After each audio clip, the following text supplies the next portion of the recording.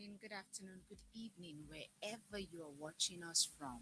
The autopsy of 29-year-old Tasia Fortune has now been completed. But tonight, or this evening, we will not have the answer to the question, or let me say, we still do not have the answer to the question that has been hanging over this case since August 3rd. And the question is, what happened to Tasia Fortune? We still do not have an official cause of passing. We still do not have an official manner of passing. We still don't know exactly when she passed. We still don't know how she ended up behind the vacant house on Road of Remembrance in Jackson, Mississippi. And we still don't know who the last person was to see her alive.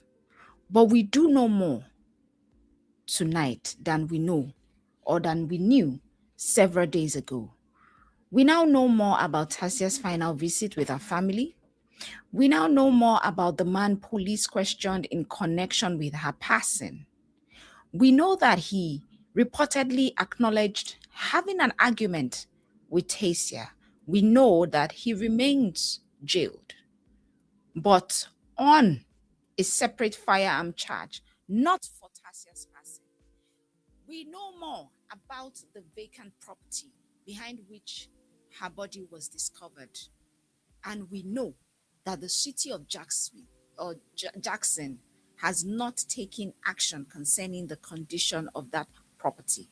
But perhaps, most importantly, we now know that the medical examiner has performed the examination that could finally begin answering one of the biggest questions in this entire case. Did Tasia Fortune die by the big S? Did she end herself? Or was she ended? Was another person involved? Or will the evidence reveal something totally different to us? Will the evidence reveal something that nobody has yet considered? Tonight, I want us to go through this carefully. I don't want us to be talking about rumors, or on my channel, I don't do TikTok theories. I don't go through assumptions. I like to go through what's been investigated. We are going to be talking about the Tasia's family, and we look at credible reporting, what credible reporting has actually told us. Why? Because Tasia deserves more than speculation. She deserves truth. Her name was Tasia Fortune. She was 29-year-old. She was a mother. She was a daughter. She was a sister. And tonight, we continue asking, what happened to this woman? What happened to Tasia? We need answers. Do you need answer? I need answers. I don't know about you. We need answers. So stay tuned. I will be right back.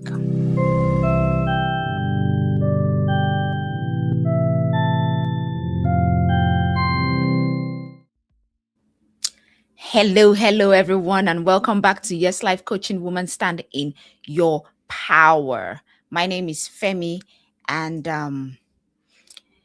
if you're joining us live tonight, let me know where you are watching us from. And before we go any further, I want you to type something in the chat for me. I want you to type in Tasia's name.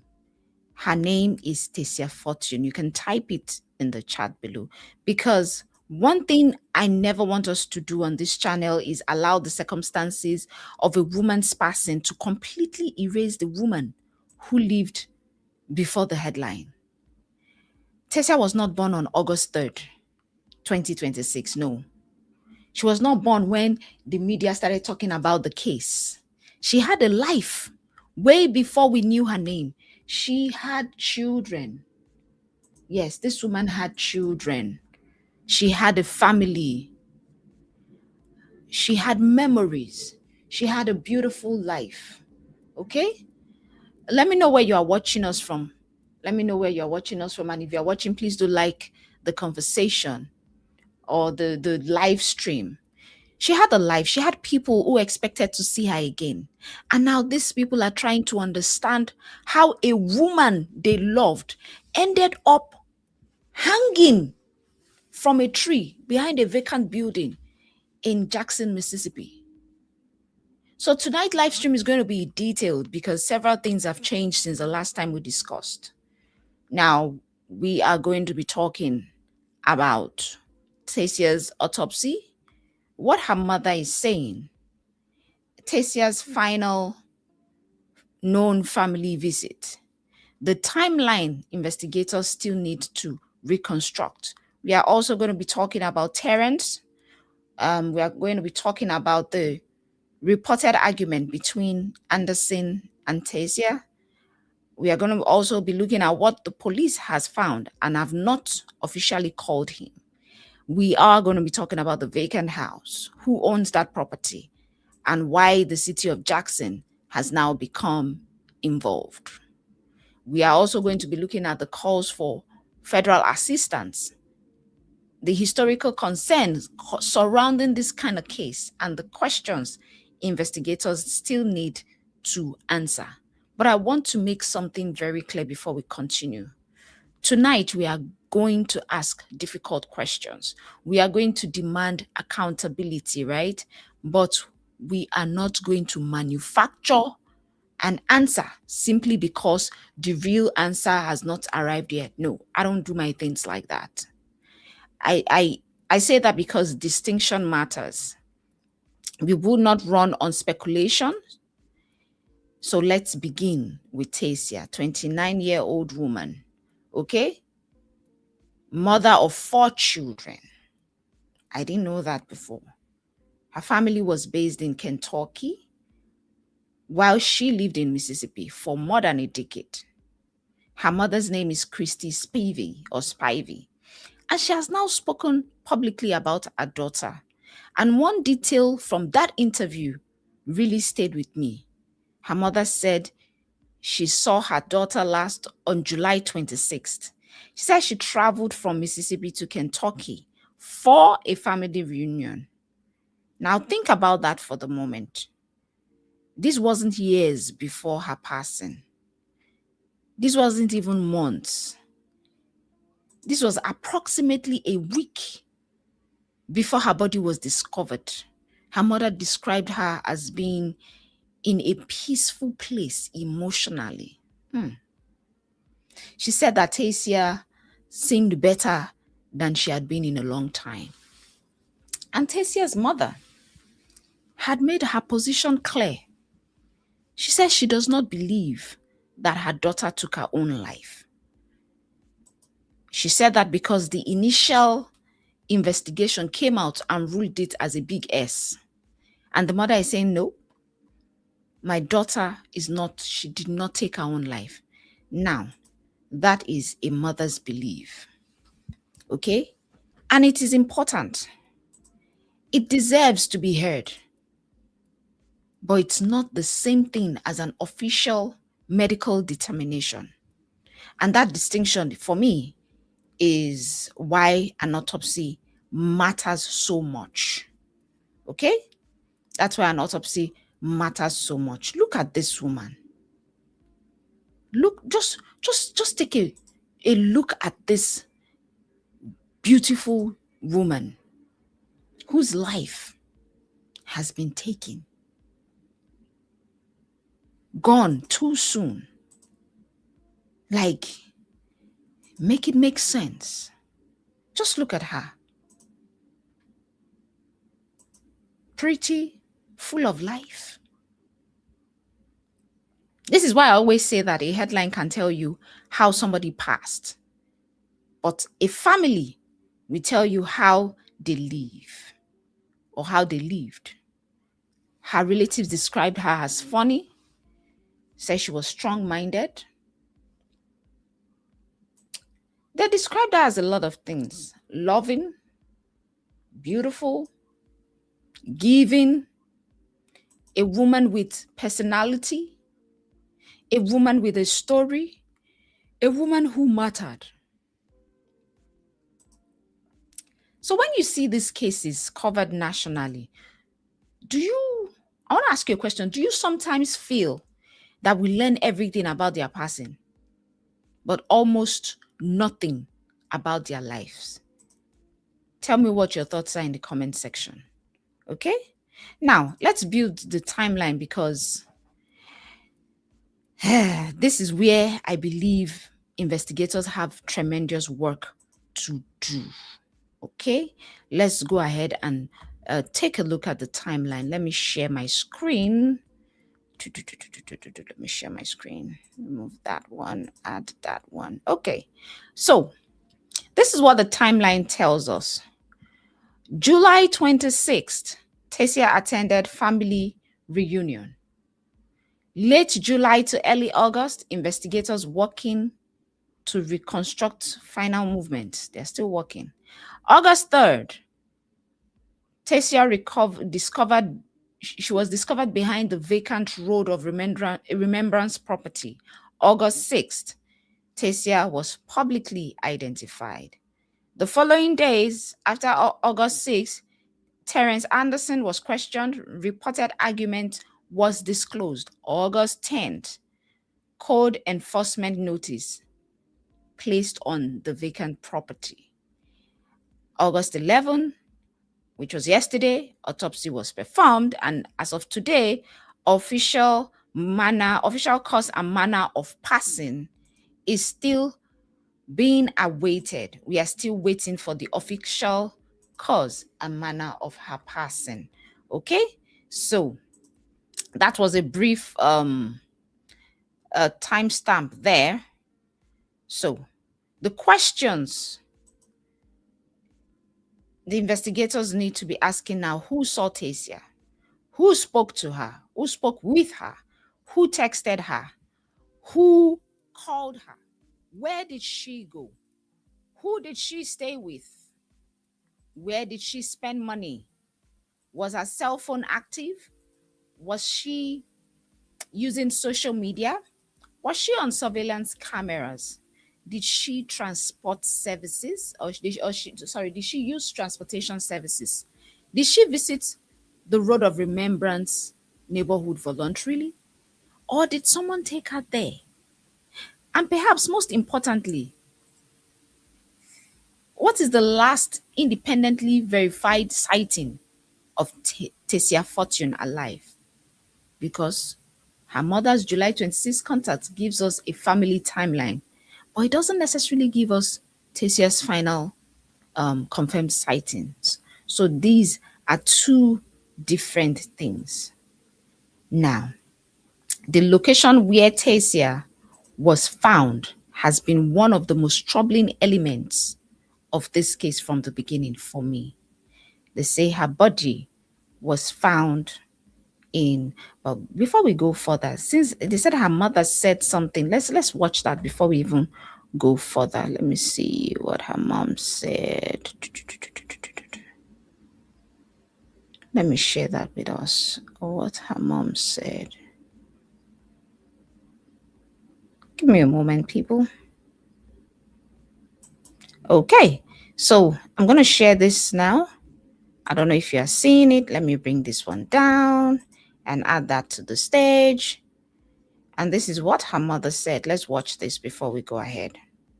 This is from ABC News as of August 9th. Okay, let's watch. Answers in Mississippi after a 29-year-old mother of four was found dead, hanging from a tree. We're going to press this as far as we can press it until she gets justice. Tasia Fortune's body was discovered until she gets justice. Tasia Fortune's body, 9-year-old mother of four, was found dead, hanging from a tree. We're going to press this as far as we can press it. So this is her father. Oh my goodness. Maybe her father is remarried, and I don't know. Let's keep watching. I don't really know the full until detail. She gets justice. Tasia Fortune's body was discovered last week behind a vacant house in Jackson. The family telling ABC News the circumstances surrounding her death do not add up. Tasia loved living life. Like, there's no way that she took her own life. The Jackson Oh, that's her mother. Police Department saying, quote, an active death investigation is underway. They have not named any suspects and declined to comment on local reports that they questioned the father of one of Fortune's children about the death. Court records show. Ooh, so Terence was the father of one of our children. Let's go back and watch that. Of one of Fortune's children about the death. Let me On see. local reports that they questioned the father of one of Fortune's children about the death. Court records show Terence Anderson, who's behind bars on an unrelated weapons charge, lives on the same street block where Fortune's body was found. No one's my trying God. to blame Ted or anything like that. You know, we just want answers. Meanwhile, concern growing in the community and among local leaders given Mississippi's troubling history with lynchings and racially motivated killings. So Anderson was one of her children's father. You see, there's a lot we didn't know. Let's keep watching. In the last year, Mississippi police have responded to 2 other tree-hanging deaths. Both were ruled suicides. Fortune's family rallying around her young children as they navigate this tragic loss. She was a good mom, you know. She loved her kids and she loved her family. And even though Tasia's death has sparked conversation about racially motivated murders, her mother tells our team that she does not want her daughter's name associated with that. There is an autopsy that's pending and should determine whether there was foul play involved in her death. Right now, though, police are urging anyone with information about how this young mother died to step forward. Yeah. So the family is saying, hey, she didn't pass. She didn't pass by ending herself. There's something more to this. Let's keep watching, okay? Let's go ahead and let's continue talking about this.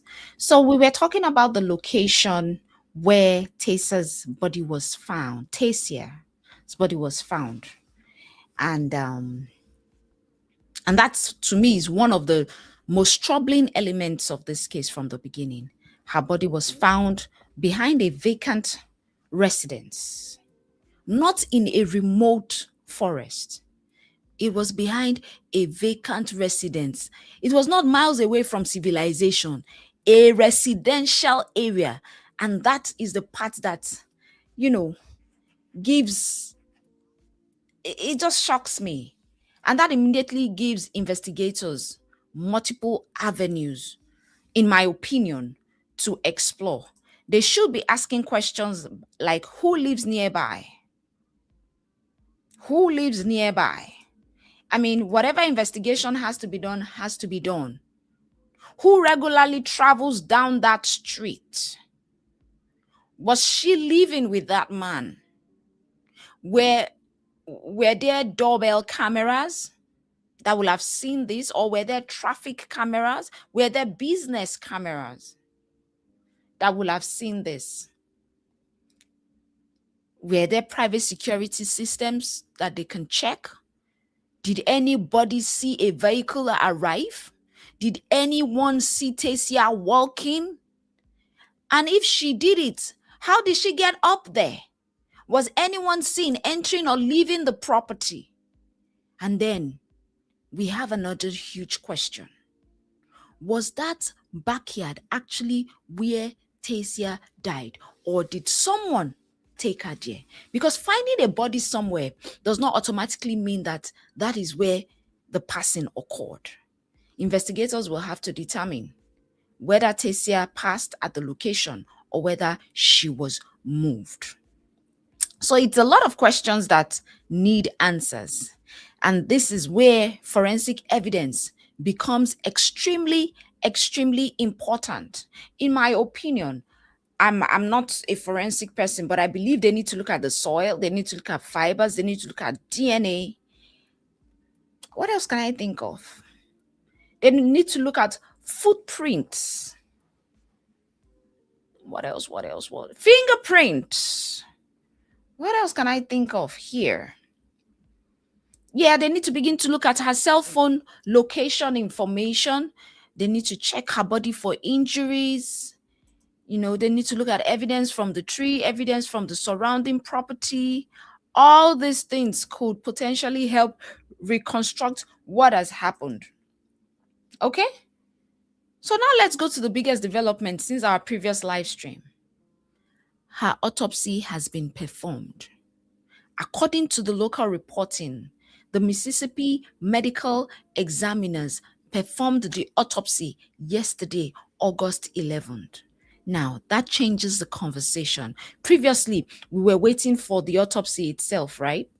We're like, oh, autopsy, blah, blah, blah, blah. Now that the examination has taken place, it has taken place, what we are waiting for now is the official conclusion. As of this updated live stream, Jackson Police has said um, that they have not received an official determination of the cause or manner of a passing. So let me explain why those two terms matter. Cause of passing. Now, this describes the physical reason someone passed. Okay? Now, manner of passing.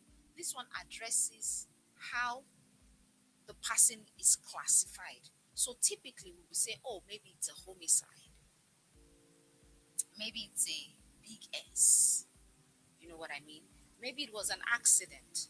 Or maybe it was a natural passing. Or they can say we are unable to determine what it is. And tonight, none of these classifications have been publicly announced for Tasia Fortunes. Okay? I want to emphasize this because social media has already decided this case in about 5 different directions. Some people have declared, oh, it's the big M, nothing but the big M. Some have declared, oh, it is the big S, she ended her life. Some have declared lynch. Some have declared hate crime. Some have created conspiracy theories. Now, all of these things will come because we are not receiving answers, or the answers we are receiving, they are not transparent enough. But the medical examiner has not publicly given us the answer yet. So it's too early. So the most important sentence tonight is the autopsy has been completed. The official cause and manner of passing have not yet been publicly released. Okay, so the Jackson police continues to describe this as a passing investigation pending additional findings. And according to local reporting, city officials suggest information could potentially come very soon. So everybody that is agitated, wait. This case may change dramatically once those things are released. Let me know what your thoughts are in the comment section. Now, Tasia's mother believes that her child was ended.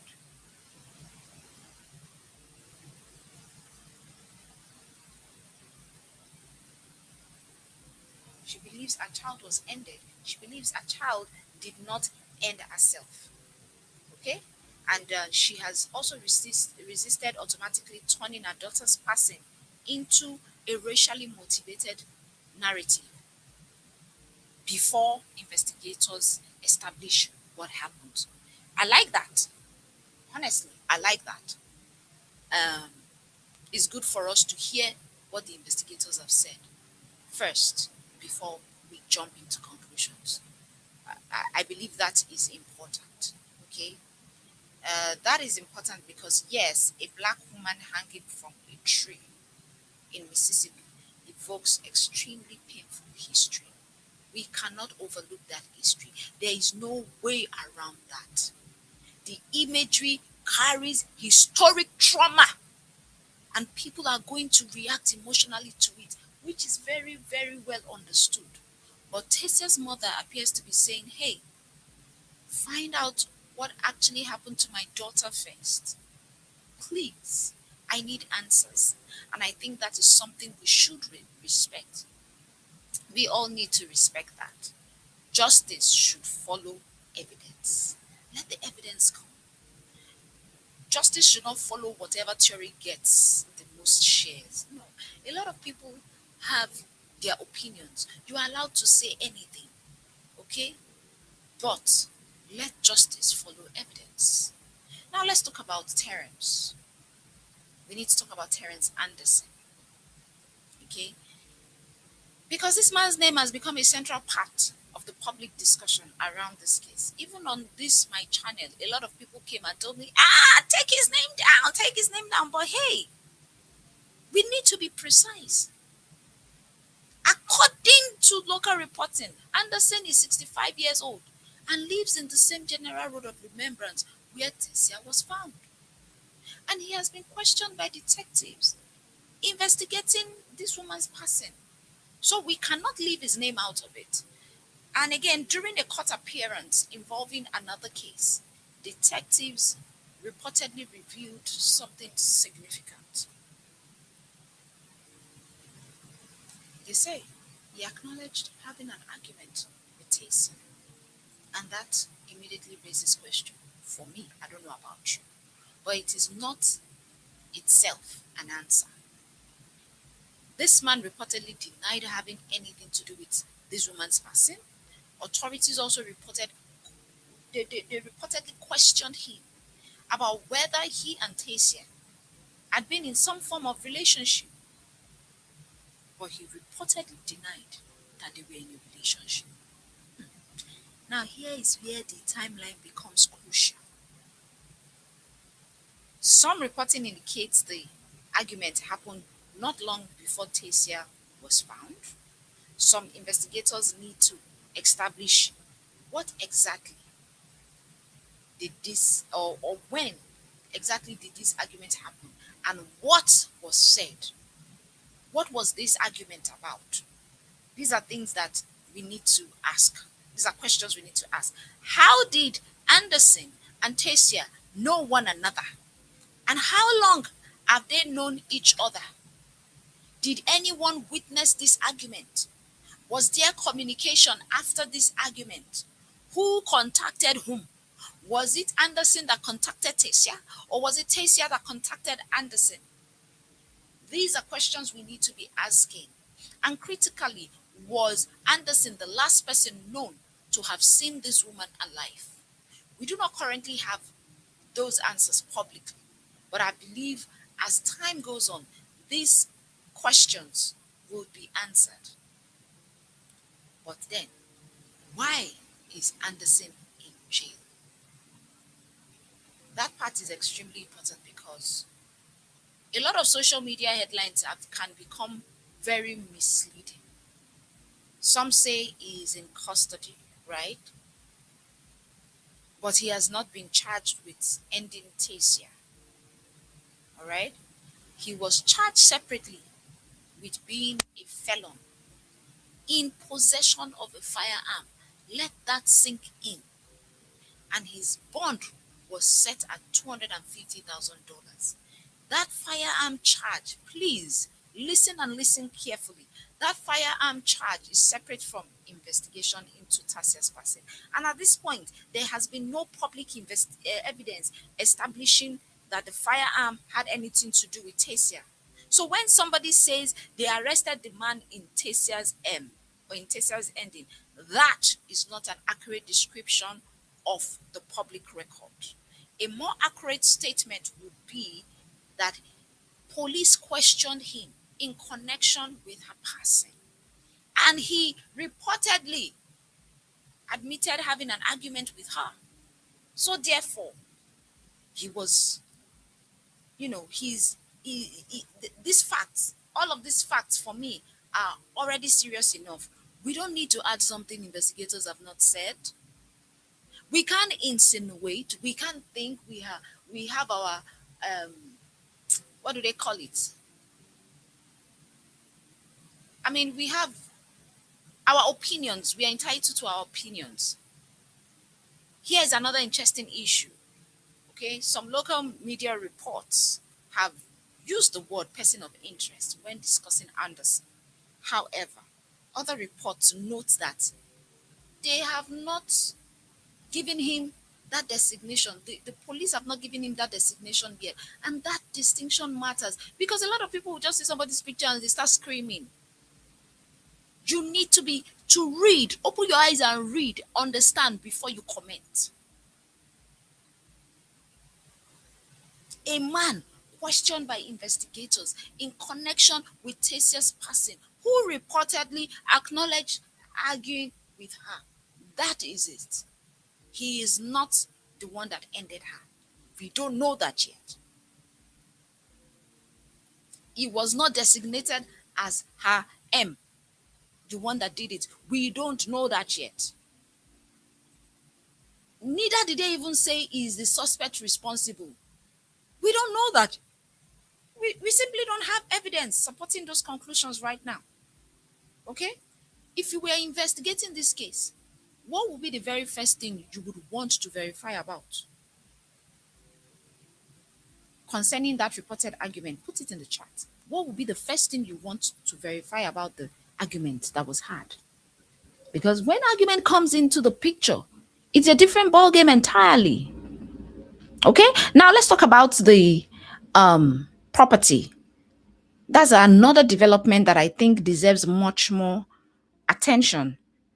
That property where she was found has now come under scrutiny from the city of Jackson or of Jackson. Okay, local reporting identifies the property as 555 Remembrance Drive, and they reportedly placed a notice on the property on August 10. Now the owner of that property has been ordered to appear in administrative court concerning the condition of the property. Now let me make another important distinction. Oh, this is not a criminal prosecution over Tasia's passing. The court action concerns the condition of the property. Before some people will come and say something else. Reports indicate that the house may have been vacant for some time. From what they see with the grass, okay, the grass appeared to be overgrown. If you're watching, please like the live stream, share, and let me know what your thoughts are in the comment section. Welcome to the live stream. And if you've ever watched any of my videos, please, I would like you to go ahead and subscribe and put on your notification, because for now I don't have a regular time where I go live, but I try to go live by 6. I love to go live by 6 in the evenings. Okay, so the condition of the house, from what we saw and from what is being reported, the grass is overgrown. Even the entrance of that house raises question about whether people could even access the property.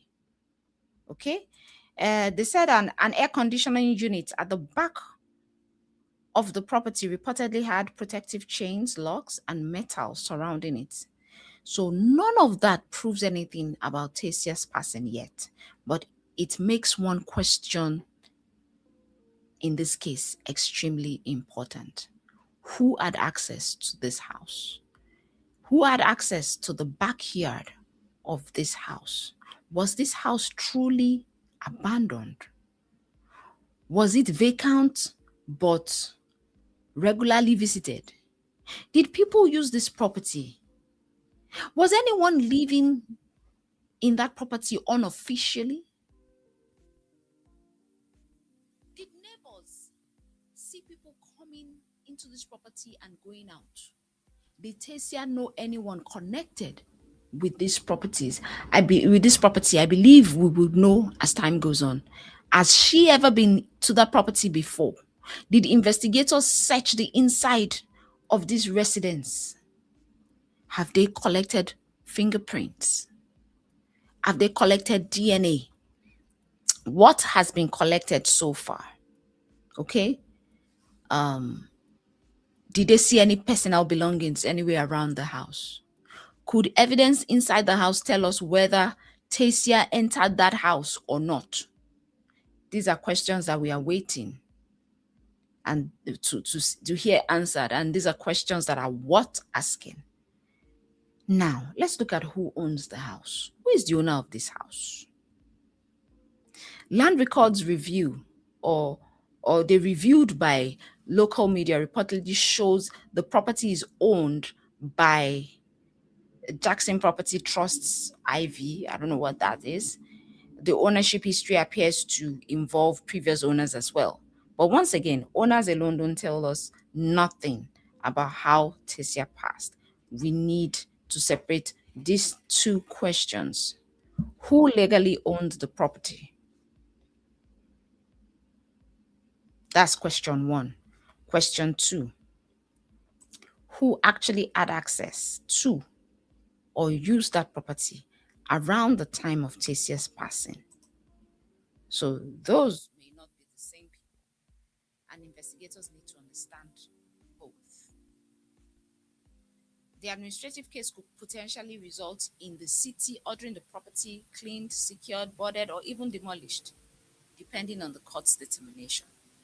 But before any major alteration takes place, people understandably want confidence that every piece of relevant evidence connected to this woman's case has already been documented and reserved before that decision is made to either destroy the whole house or whatever. Because if they destroy the house, what if there was evidence in that place? Okay. So, what else do I want to talk about? Yes, there was another report that said that um, there was a memorial near the place where Tessa was found. Let me check for that report. Sad.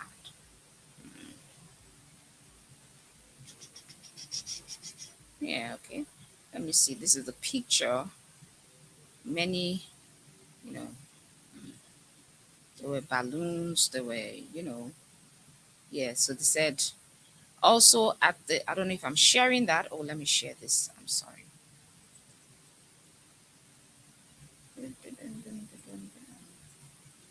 Okay. So report says that also at the rear of the house is a makeshift memorial for Fortune. The memorial includes a photo of 29-year of the 29-year-old surrounded by artificial flowers and two teddy bears. Above that were a dozen pink and white balloons tied to a tree trunk, as well as several streamers. Many of the balloons have slowly deflated since being put there. Ooh, it is what it is. It is what it is. And, I don't even know what to say at this point. But this woman deserves justice. Her case deserves to be heard. If you are watching live, please like the live stream. Let me know where you're watching from. Let me know where you're watching from.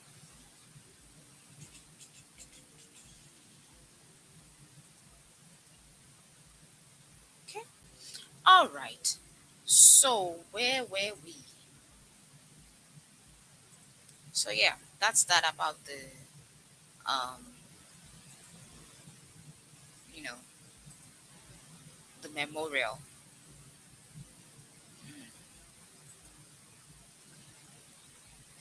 That memorial for me, this is where I want to challenge us as a community. Can we care about women before tragedy? Can we check on the woman who suddenly disappeared? Can we pay attention to the friend who stopped answering her calls? Can we notice when somebody's behavior changes drastically? Can we create communities where women don't have to become headlines before people start asking where they are? We also know of the federal assistance. The Jackson City Councilman, Kenneth Stokes, had called for federal assistance in this investigation. He sent a letter asking federal authorities to become involved in the case. And this man has spoken very forcefully about Tasia's passing, but as of this updated discussion, there has not been a confirmed public announcement that the FBI or any other federal agency has taken control of the investigation. And again, that distinction, in my opinion, is very very important. Now, requesting federal assistance does not automatically mean federal investigators have accepted or opened their own investigation. But the request itself tells us something. There is significant community concern. A lot of people are concerned. People want confidence that every investigated avenue is being explored in this case. And even the circumstances and the historic context of Mississippi in itself is important. Many people believe independent oversight would help build public trust. So that is why they are calling for that. And we cannot again intelligently discuss this case without acknowledging why images of Tasia's passing triggered such an intense response from a lot of people. This is because Mississippi has documented or has a documented history of racial lynching. And that history is real. That history is painful. And that history explains why the image of a black woman hanging from a tree immediately creates fear, immediately creates suspicions. Can't talk. Yeah, history gives us context, but history does not automatically give us the conclusions in this specific investigation, to me. And I think this is where we need maturity. We can say, oh, this imagery is deeply disturbing because of America's history. Yes, you have every right to say that. And we can still say we need the evidence to establish what happened to this woman. Now, those statements do not contradict each other. Those statements can stand independently and be true. Okay? Bernice King has also urged people not to rush to conclusions while acknowledging the traumatic historical significance of these matters. And I strongly believe that this is a responsible position. We need to demand answers. We need to demand transparency. We need to demand urgency. We need answers. But I need us to, in as much as we demand all of this, we need to allow the evidence to tell the story. That is a responsible stance for me, in my own opinion. Allow the evidence to tell the story. So if I had the opportunity tonight to sit with any investigators or across, these are the questions I will ask. There are a lot of questions. What is the official cause of passing? Okay? So many questions like I have talked about initially. All those questions, there are up to 19 questions. What was the estimated time of passing? What did the autopsy reveal about the injuries? Was a cell phone covered? Like, so many questions. Does any witness independently confirm that argument? Because a lot of people are of the opinion that, oh, they are trying to shift everything on its head. So we need a lot of questions in this case answered. So many questions need to be answered. What does Tasia's family know that the public does not know yet? Because sometimes investigators hold evidence back for legitimate reasons. But Tasia's family deserves meaningful communication throughout all of the process.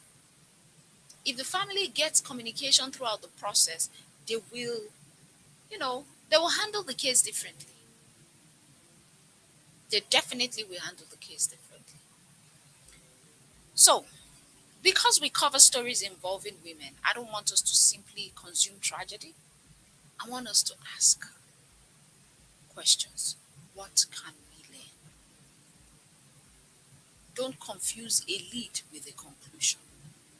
A name appears and social media wants an instant villain. A person is questioned and suddenly some some people in the internet have convicted him. Some people are saying take his name down. That is not justice. Justice requires evidence. If Terence Anderson has nothing to do with Tasia's passing, the evidence will show that.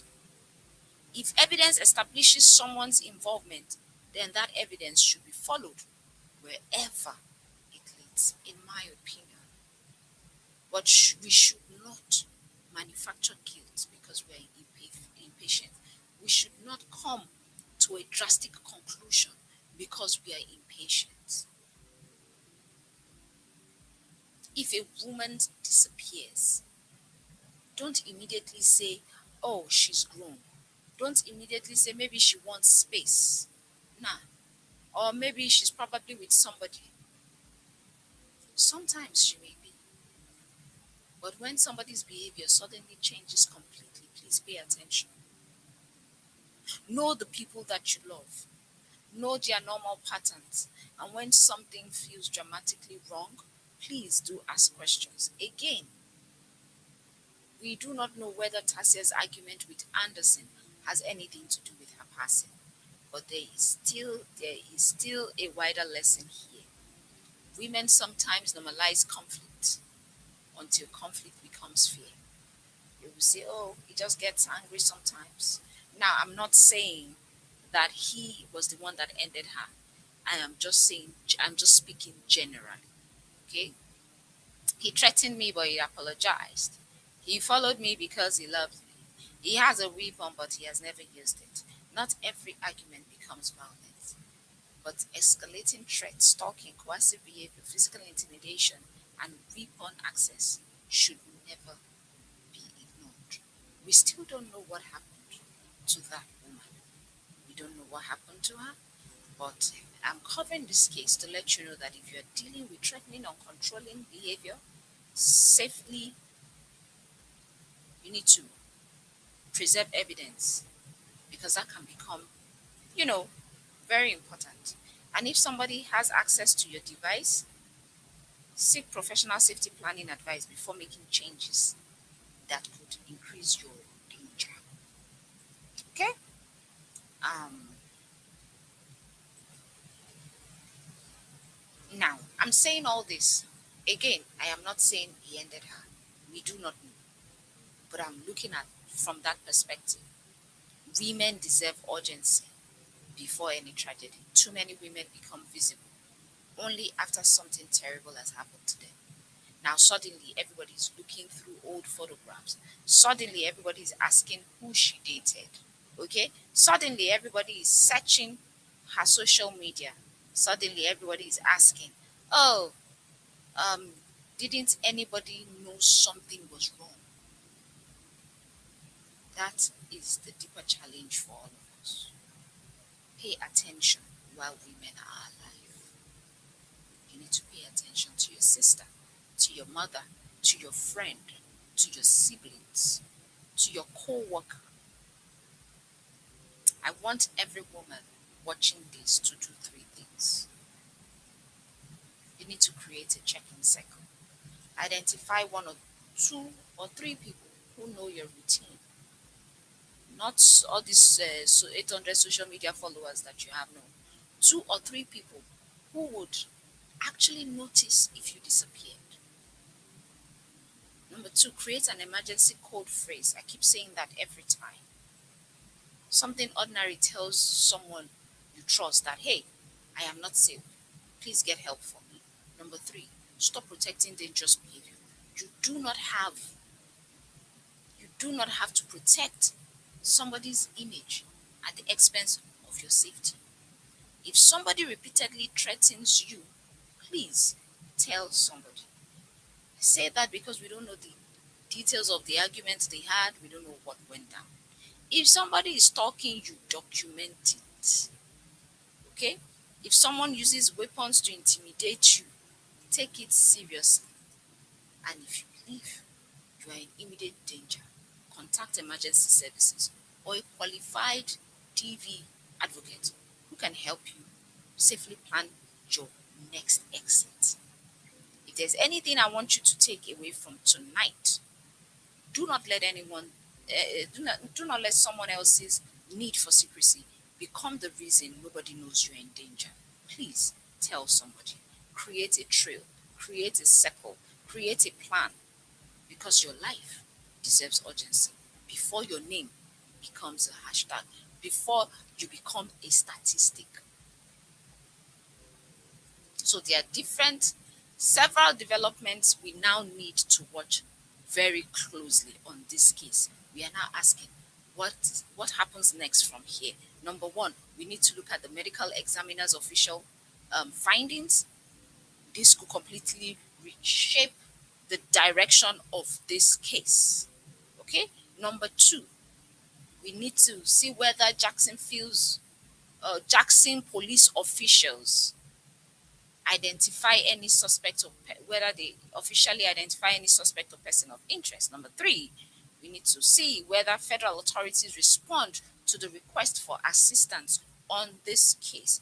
These are the things we are waiting for. Number four, we need to know whether investigators release more information about Tasia's relationship or contact with Terence Anderson. Number five, we need to know whether cell phone cameras, forensic evidence, whatever, established Tasia's final movement. We need to know whether Tasia's family accepts the medical examiner's conclusions or seek an independent examination. These developments could move this investigation into completely different directions. And I was even hearing that maybe the family has gotten crumb uh, involved in the case. We do not know yet. I would have to do further, research to find out if that's true.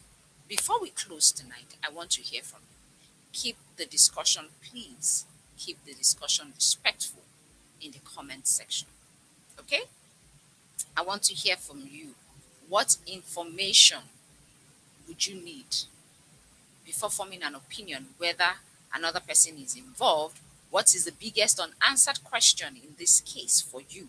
Do you believe that federal investigators should assist the Jackson Authority? Let me know what your thoughts are. And please, do not put accusations against private individuals in my comment section unless these accusations are supported by verified evidence. Again, I repeat, do not put accusations against private individuals in my comment sections unless these accusations are supported by verified evidence. See, we can demand justice without becoming reckless. Okay?